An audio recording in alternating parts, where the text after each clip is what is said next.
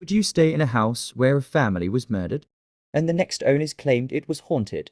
In 1974, A gruesome murder shocked Amityville. New York, Ronald DeFeo.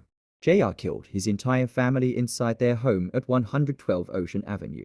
A year later, the Lutz family moved in only to flee 28 days later, Claiming the house was haunted. They reported cold spots, green slime oozing from walls, demonic voices, and ghostly figures. Their terrifying story became the basis for the 1977 book. The Amityville Horror, and countless movie adaptations.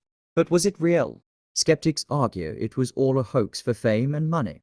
Investigators found no hard evidence of the supernatural. Yet, the story endures, fueling fear, fascination, and debate to this day. Fact or fiction? The Amityville Horror remains one of the most famous haunted house tales in history. 1959. 9 hikers vanished in the frozen Ural Mountains of Russia. What was found still terrifies investigators. Today, their tent was torn from the inside. One hiker had a fractured skull. Another was missing her tongue and eyes, but there were no signs of a struggle. Radioactive traces were found on the clothes. Temperatures were 30 C.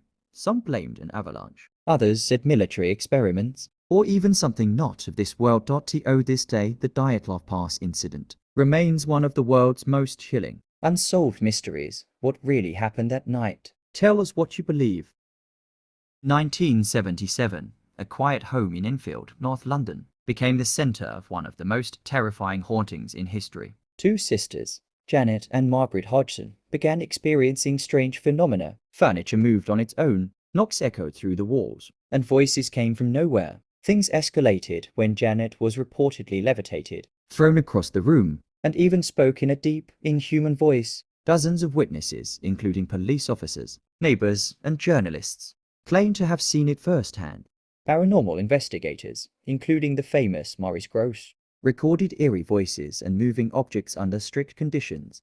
To this day, skeptics say it was a hoax, but no one could ever explain the chilling events of the Enfield house. Died in a hospital bed. But what he saw after changed his life forever. In 1982, Ian McCormack was night diving in Mauritius when he was stung by 5 deadly box jellyfish, one of the most poisonous creatures on Earth. He collapsed and was rushed to the hospital. On the edge of death, Ian says he floated out of his body and entered a realm of total darkness. He cried out and suddenly, a bright light appeared. He saw a glowing figure he believed was Jesus, radiating love and forgiveness. He was given a choice: stay in the light, or return and share what he saw. He chose to come back, and miraculously, he lived. Ian now shares his story worldwide. Proof. What do you believe? Follow for more true stories of the afterlife. He says that there's more beyond this life. He was dying of cancer, slipped into a coma, and came back completely healed. In 2006, Anita Moorjani was in a final stage coma from advanced lymphoma. Her organs were shutting down. Doctors gave her just hours to live,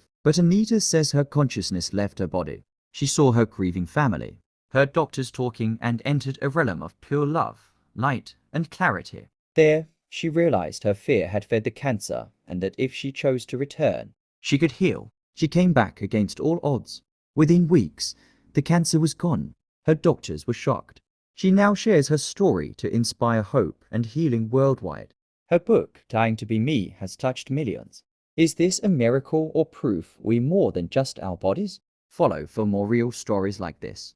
A brain surgeon dies and comes back with a story of heaven. In 2008, Dr. Eben Alexander, a top American neurosurgeon, fell into a coma from a deadly brain infection. His brain was completely shut down, but while his body lay unresponsive, he claims his consciousness traveled through a tunnel of light into a place beyond this world. He met a beautiful being, heard music beyond description, and felt overwhelming love. Doctors said he shouldn't have had any experience, but he woke up, fully recovered, and wrote proof of heaven, challenging everything science believes about the mind and afterlife. Was it just a dream or proof of something more? What do you believe? Follow for more mind-blowing true stories.